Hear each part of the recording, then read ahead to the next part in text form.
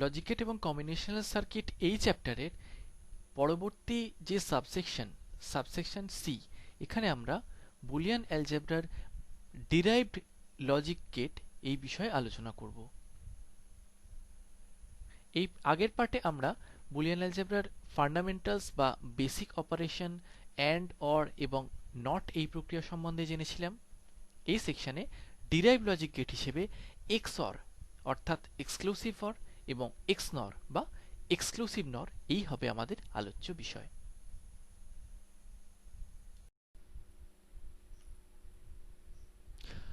প্রাথমিক logic gate বা fundamental logic গেটগুলোকে combine করে বিভিন্ন অপর ডিরাইভ লজিক গেট আমরা তৈরি করতে পারি। মৌলিক অপারেশন হলো তিনটি, অ্যান্ড, অর এবং নট। দুই বা ততোধিক মৌলিক প্রক্রিয়ার সমন্বয়ে বিভিন্ন ডিরাইভ লজিক্যাল অপারেশন তৈরি করা যায়। যেমন তাদের মধ্যে প্রধানত এক্সঅর, এক্সনর, ন্যান্ড, নর ইত্যাদি প্রক্রিয়া।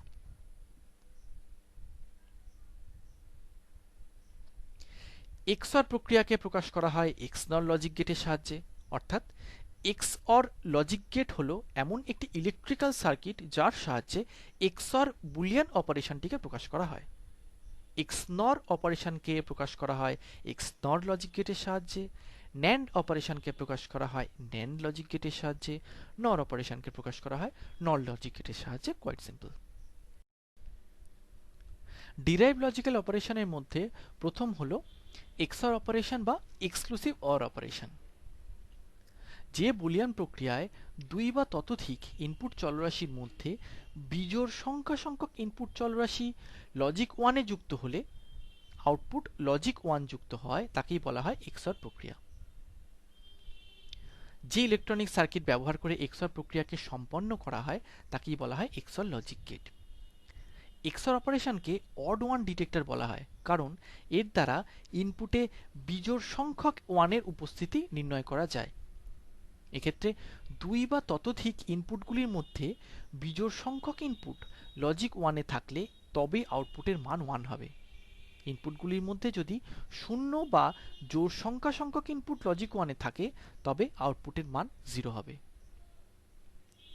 টু ইনপুট লজিক এক্সঅর লজিকের ক্ষেত্রে আউটপুট লজিক 1 এ থাকবে তখনই যখন ইনপুট দুটি ভিন্ন লজিক্যাল স্টেটে অবস্থান করবে। এটি হলো এক্সঅর এর লজিক্যাল সিম্বল। এই সিম্বলের মাধ্যমে এ এবং বি এই দুটি বুলিয়ান অ্যালজেব্রিক অপারেশনের মধ্যে এক্সঅর প্রক্রিয়াকে দেখানো হয়েছে।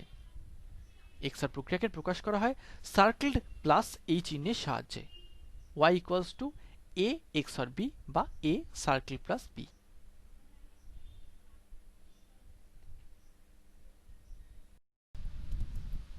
নেক্সট আমরা এক্সঅর অপারেশনের ট্রুথ টেবিলটা ডিরাইভ করব। a আর b এই দুটি ভেরিয়েবলের ফাংশনটি হলো এক্সঅর ফাংশনটি হলো a XOR b, যেটাকে লেখা হয় a সার্কেল প্লাস b এইভাবে। এই ট্রুথ টেবিলটি হলো এইরকম। a আর b এই দুইটি ভেরিয়েবল যার সম্ভাব্য সমস্ত কম্বিনেশন অর্থাৎ মিন টার্ম ভ্যালুগুলি দেখানো হয়েছে ইনপুট কলামে এবং আউটপুটে আমরা পাচ্ছি a XOR b এই ফলাফল। ট্রুথ টেবিলটার দিকে আমরা তাকালে আমরা যদি ট্রুথ টেবিলটা ভালো করে পর্যবেক্ষণ করি আমরা পরিষ্কার বুঝতে পারবো এই ট্রুথ টেবিলে যখন আউটপুট হয়েছে 1 সেই দুটি ক্ষেত্রে এক্ষেত্রে দুটি ক্ষেত্রে ইনপুটে বিজোড় সংখ্যক অর্থাৎ একটি করে ইনপুটের ভ্যালু 1 আছে। আমরা যেটা জেনেছিলাম এক্সঅর এর শর্তে যে এক্সঅর গেটের আউটপুটে আমরা লজিক 1 পাবো যখন ইনপুটে বিজোড় সংখ্যক ইনপুট ভ্যালু 1 লজিক 1 এ থাকবে, সেটা আমরা পরিষ্কার এখানে দেখতে পাচ্ছি। আর যখন শূন্য বা জোড় সংখ্যক 1 থাকবে তখন আউটপুটে 0 আসবে। আরও একটা জিনিস লক্ষণীয় এখানে যে যেসব ক্ষেত্রে আউটপুটে লজিক 1 আসে সেই ক্ষেত্রে টু ইনপুট এক্সঅর অর্থাৎ আমাদের যেটাকে আমরা এখন বিবেচনা করেছি এফ অফ এ আর বি অর্থাৎ দুটি ইনপুটের এক্সঅর এই ক্ষেত্রে যখন আউটপুটে 1 আসবে সেই ক্ষেত্রে ইনপুটের ভ্যালুগুলি ভিন্ন লজিক স্টেটে থাকবে। আমরা ট্রুথ টেবিল থেকে দেখতে পাচ্ছি 0 1 2 3 এই হিসেবে যদি আমরা নাম্বার দিই, তাহলে 1th আর 2th, বা আরও পরিষ্কার করে বলা ভালো 1 2 3 4 এই যদি চারটে নাম্বার দিই, সেক্ষেত্রে দ্বিতীয় এবং তৃতীয় ক্ষেত্রে, অর্থাৎ যেখানে আমাদের ইনপুট কম্বিনেশন আছে 0 1 এবং পরবর্তীতে 1 0, এই দুটি ক্ষেত্রেই ইনপুট দুটি ভিন্ন লজিক স্টেটে আছে। অর্থাৎ দ্বিতীয় ক্ষেত্রে যখন আউটপুটে 1 আসছে, তখন এ এবং বি দুটো ভিন্ন লজিক স্টেটে আছে, অর্থাৎ এর ভ্যালু লজিক 0 আর বি এর ভ্যালু লজিক 1। তৃতীয় ক্ষেত্রে যখন আউটপুটে 1 আসছে, তখনও একই শর্ত প্রযোজ্য, ইনপুট দুটি ভিন্ন লজিক স্টেটে আছে, A in logic 1 and B in logic 0।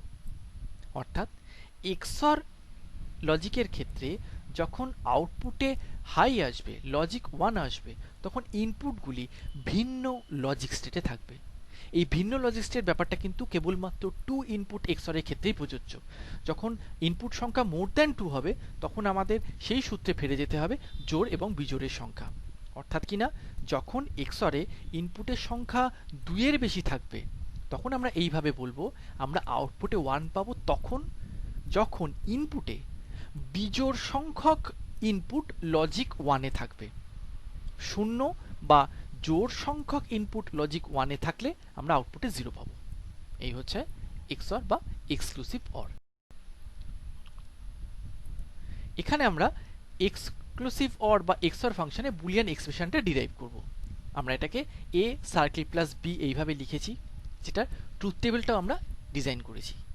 এক্ষেত্রে আমরা যদি মনে পড়ে আমাদের যে আমরা আউটপুট বা ট্রুথ টেবিল থেকে কিভাবে বুলিয়ান ফাংশন ডিজাইন করি মিনটার্মের সাহায্যে, তাহলে আমরা পরিষ্কার বুঝতে পারবো দ্বিতীয় আর তৃতীয় এই দুটি ক্ষেত্রে আউটপুটে 1 আসছে। সেই দুটি ক্ষেত্রে মিনটার্মের ভ্যালুগুলো কি কি, অর্থাৎ মিনটার্মের কম্বিনেশনটা কি কি আসছে। প্রথম ক্ষেত্রে অর্থাৎ সেকেন্ড স্টেজে যেখানে ইনপুট এ তে 0 আর বি তে 1 আসছে, সেক্ষেত্রে আমরা ফার্স্ট টার্মটাকে আমরা যদি সামা প্রোডাক্ট হিসেবে লিখি, মিন টার্ম হিসেবে লিখি, সেক্ষেত্রে আমরা ফার্স্ট টার্মটাকে, ফার্স্ট প্রোডাক্ট টার্মটাকে কি লিখব, এ বার বি। সেকেন্ডে অর্থাৎ যেখানে আউটপুট 3 নম্বর রোটায়, থার্ড রোতে যেখানে আমাদের আউটপুটে 1 আসছে, সেখানে ইনপুট কম্বিনেশনটা আছে a ইকুয়ালস 1 b ইকুয়ালস 0, সেটাকে আমরা মিন টার্ম হিসেবে লিখতে পারি a b বার। অর্থাৎ আমরা আউটপুটের জন্য যে দুটি মিন টার্ম পেলাম, সেই দুটি মিন টার্ম হলো এ বার বি এবং এ বি বার। আমরা এটাকে সাম অফ প্রোডাক্ট বা এসওপি ফর্মে যদি লিখি, তাহলে সেটা এরকম আসবে A bar B plus A B bar. সেটাই আমরা এখানে ডিজাইন করেছি।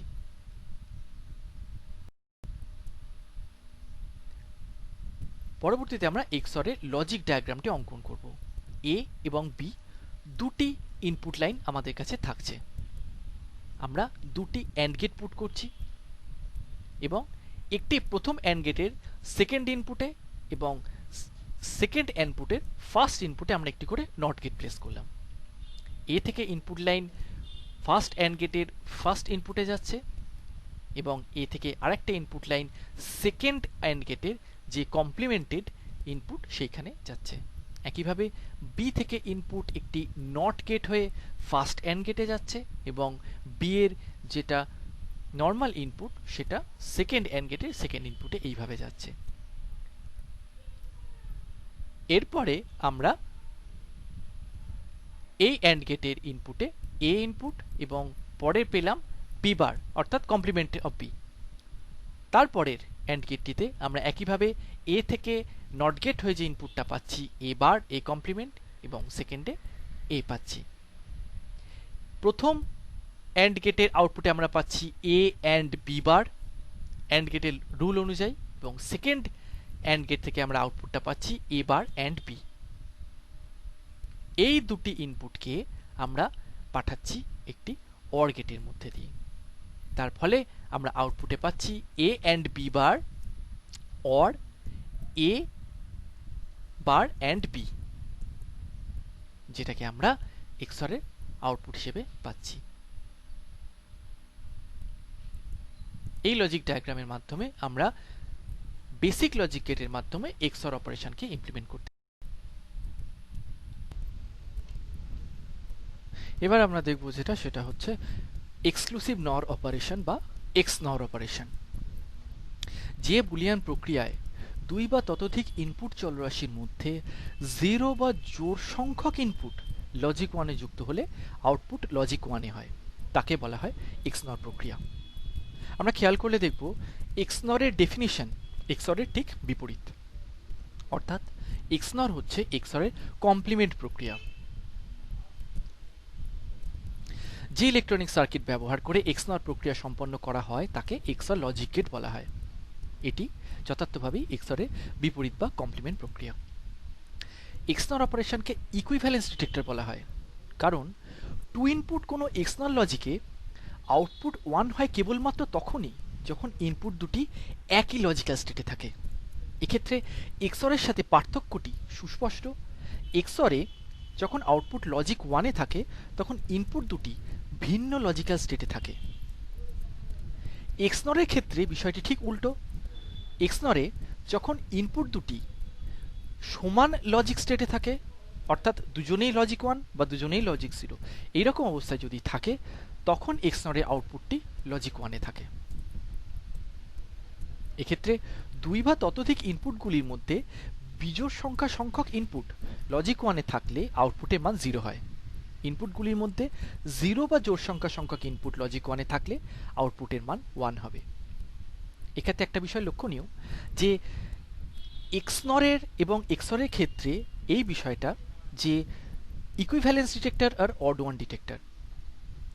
XOR এর ক্ষেত্রে আমরা বলতে পারি টু ইনপুট XOR এর ক্ষেত্রে কেবল এটা প্রযোজ্য যে আউটপুট লজিক 1 এ থাকবে যখন ইনপুট দুটি ভিন্ন লজিক স্টেটে থাকবে XOR এর ক্ষেত্রে, আর XNOR এর ক্ষেত্রে রিমেম্বার টু ইনপুট XNOR এর ক্ষেত্রে যখন আউটপুট লজিক 1 এ থাকবে তখন ইনপুট দুটি সেম লজিক স্টেটে থাকবে। এটা আমার XOR এবং XNOR কে চিনে নেওয়া যাবে যখন টু ইনপুট XOR বা টু ইনপুট XNOR হবে। যখন XOR বা XNOR এর ইনপুটের সংখ্যা মোর দ্যান 2 হবে তখন আমাদের জোড় বিজোড় নির্ণয়ের রাস্তায় ফিরে যেতে হবে। যেমন যখন XOR এর ক্ষেত্রে আমরা বলবো তখন বলবো মোর দ্যান 2 যখন ইনপুটের সংখ্যা তখন XOR এ ইনপুটে যদি বিজোড় সংখ্যক 1 থাকে তবে আউটপুট লজিক 1 এ থাকবে। XNOR এর ক্ষেত্রে ইনপুটে যদি জোড় সংখ্যক 1 থাকে তখন আউটপুট লজিক 1 এ থাকবে। লক্ষণীয় যে XNOR এর ক্ষেত্রে ইনপুটে 0 বা জোড় সংখ্যক ইনপুট লজিক 1 এ থাকলে আউটপুটের মান 1 হয়। টু ইনপুট XOR লজিক গেটের ক্ষেত্রে আউটপুট লজিক 1 এ থাকবে তখনই যখন ইনপুট দুটি একই লজিক্যাল স্টেটে থাকবে, এই জন্য একে ইকুইভ্যালেন্স ডিটেক্টরও বলা।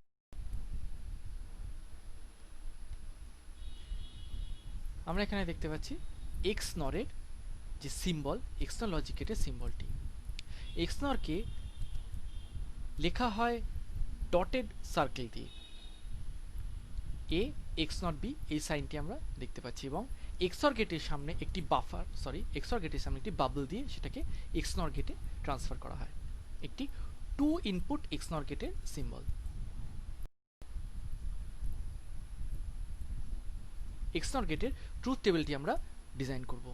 XNOR এর বুলিয়ান ফাংশন হচ্ছে টু ইনপুট XNOR গেটের Boolean function A XNOR B, সেটার ট্রুথ টেবিলটি হচ্ছে এই রকম। আমরা পরিষ্কার দেখতে পাচ্ছি ইনপুটে যখন টু ইনপুটের ক্ষেত্রে যখন ইনপুট দুটি সেম লজিক্যাল স্টেটে থাকছে তখন আউটপুটে লজিক 1 আসছে। টু মোর দ্যান 2 যখন ইনপুট হবে তখন আমরা এটা বলতে পারবো যে ইনপুটে যখন 0 বা জোড় সংখ্যক 1 থাকবে তখন আউটপুটে লজিক 1 আসবে।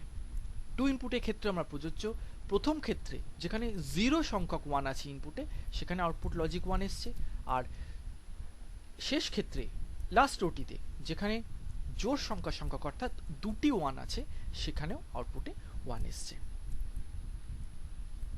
আমরা এই ট্রুথ টেবিল থেকে দেখতে পাচ্ছি XNOR কে কেন আমরা ইকুইভ্যালেন্স ডিটেক্টর বলবো। যে দুটি ক্ষেত্রে আউটপুটে 1 এসছে সেই দুটি ক্ষেত্রে ইনপুট ভেরিয়েবল A এবং B সেম লজিক্যাল স্টেটে আছে, এই জন্য XNOR কে আমরা ইকুইভ্যালেন্স ডিটেক্টর বলতে পারি। টু ইনপুট একটি XNOR লজিক গেটের বুলিয়ান এক্সপ্রেশনটা আমরা ট্রুথ টেবিল থেকে ডিজাইন করতে পারি একই রকমভাবে যেরকমভাবে আমরা এক্সরের লজিক্যাল বুলিয়ান এক্সপ্রেশন ডিরাইভ করেছিলাম, আমরা একই রকমভাবে ট্রুথ টেবিলের দিকে তাকাবো। আমরা সাম অফ প্রোডাক্ট বা মিনটার্মের সাহায্যে আমরা যখন ডিটারমাইন করব বুলিয়ান এক্সপ্রেশনটি, তখন আমরা দেখব আউটপুটে কোন কোন ক্ষেত্রে, ইনপুটের কোন কোন কম্বিনেশনের ক্ষেত্রে আউটপুটে লজিক 1 এসছে। এক্ষেত্রে সেটা প্রথম এবং চতুর্থ ক্ষেত্রে, প্রথম এবং চতুর্থ রোতে সেই অবস্থাটি বর্তমান। এই দুটি ক্ষেত্রে ইনপুটের কম্বিনেশনটা আমরা দেখতে পাচ্ছি মেইন টার্মের সাহায্যে, যাতে আমরা প্রকাশ করলে বলতে পারবো যে প্রথম রোতে যেখানে আউটপুট লজিক 1 এসছে, সেই প্রথম রোটির জন্য ইনপুট কম্বিনেশনের মেইন টার্মটি হবে এ বার বি বার, এবং চতুর্থ রোটি যেখানে আউটপুটে লজিক 1 আছে সেখানে ইনপুটের কম্বিনেশনের জন্য মেইন টার্মটি হবে এ বি। অর্থাৎ সাম অফ প্রোডাক্টের ফরম্যাটে লিখলে আমরা এইভাবে আমরা এক্সনরকে লিখতে পারি, two input এক্সনরের logical expression A bar B bar plus A B. এইটি হলো একটি টু ইনপুট এক্সনর লজিক গেটের লজিক ডায়াগ্রাম, যা আমরা বেসিক লজিক গেট দিয়ে ডিজাইন করতে পারি। উল্লেখ্য ক্ষেত্রে এক্সনর লজিকের সাথে এর সাদৃশ্য বর্তমান, আমরা ডায়াগ্রামটি যথার্থভাবে পর্যবেক্ষণ করলে বুঝতে পারব। এই সাবসেকশনে এটুকুই ছিল আমাদের আলোচ্য বিষয়। এখানে আমরা এক্সক্লুসিভ অর আর এক্সক্লুসিভ নর অর্থাৎ এক্সঅর এবং এক্সনর লজিকের সম্বন্ধে জানলাম। এর পরবর্তী সাবসেকশনে আমাদের আলোচ্য বিষয় হবে ইউনিভার্সাল গেট। ন্যান্ড এবং নর লজিক গেট দিয়ে আমরা কিভাবে ইউনিভার্সাল লজিক গেটের তাৎপর্য উপলব্ধি করতে পারি সেটি হবে আমাদের আলোচ্য বিষয়।